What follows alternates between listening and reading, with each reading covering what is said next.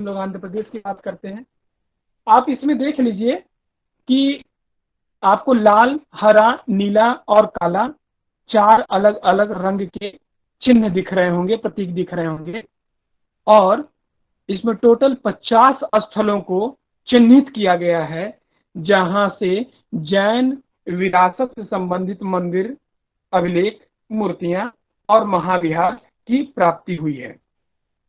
अब आंध्र प्रदेश में जैनिज्म कब गया, इसकी प्राचीनता के संदर्भ में एक बात कही जाती है कि महावीर स्वयं आंध्र प्रदेश के उत्तरी पूर्वी क्षेत्र तक गए थे। एक विचार ये है।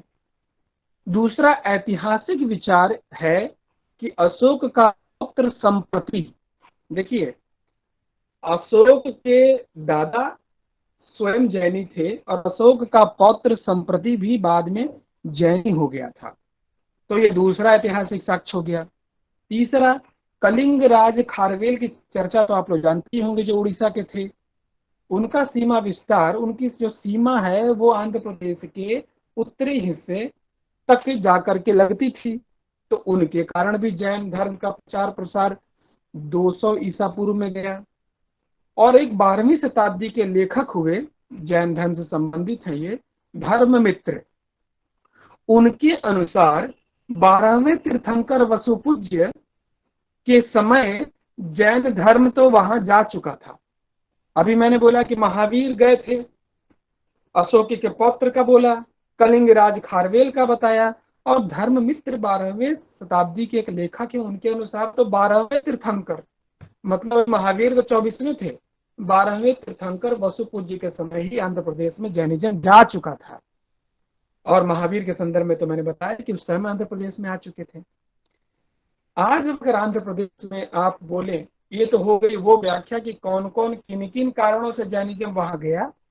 और वही जो मैंने पहले अपनी क्लास में बात का जो आरंभ किया था कि किन कारणों से जैन धर्म का प्रचार प्रसार हो रहा था, पिछली क्लास में भी एक स्लाइड ही उसी पर पूरा का पूरा था। मैं दोबारा आप लोगों को स्लाइड याद दिलाना चाहूंगा।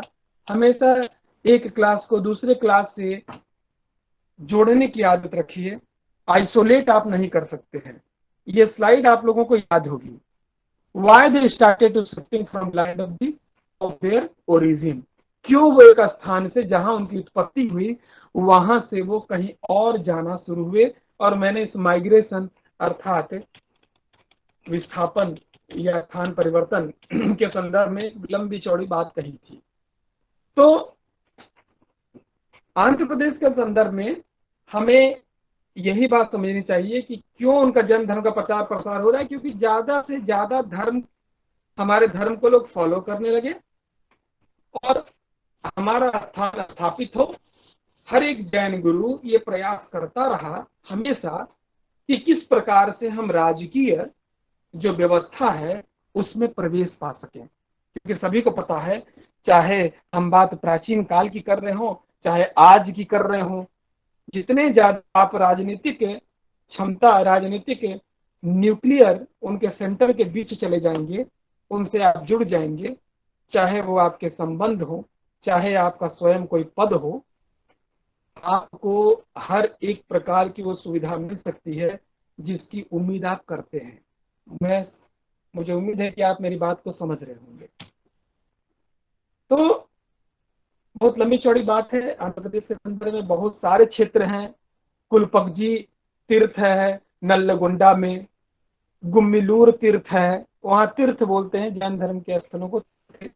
गुम्मिलूर तीर्थ है, 2वीं शताब्दी ईसा पूर्व का, विजयवाड़ा के पास ये जगह है, गोदावरी नदी के किनारे।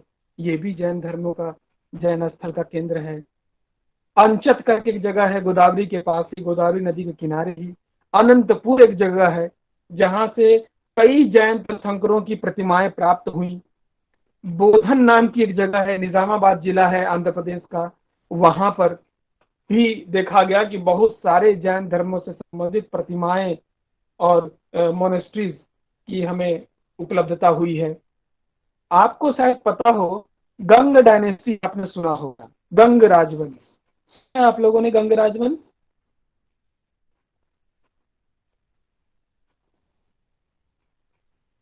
मेरी आवाज आप लोगों तक जा रही है?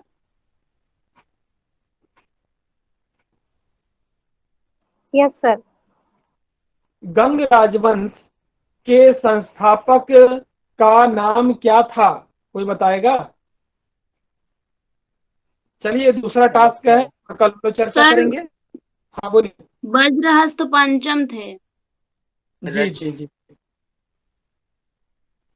गंग राजवंश के संस्थापक कोई और नहीं बल्कि जैन मॉन्क थे, जैन मुनि थे, जिन्होंने राजवंश की स्थापना की। अब बताइए कैसे मुनि थे? अमोघ वर्ष राष्ट्रकूट राजवंश के जो शासक हैं, अमोघ वर्ष, ये बाद में जाकर के स्वयं जैन मॉन्क बन गए थे। ये भी एक कथा आती है इनके बारे में।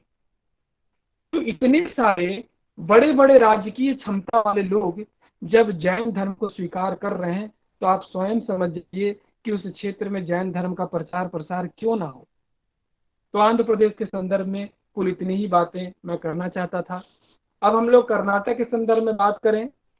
कर्नाटक के संदर्भ में अभी मैंने कुछ देर पहले आप लोगों से बोला था कि कर्नाटक में सबसे बड़ा, जो एशिया का सबसे बड़ा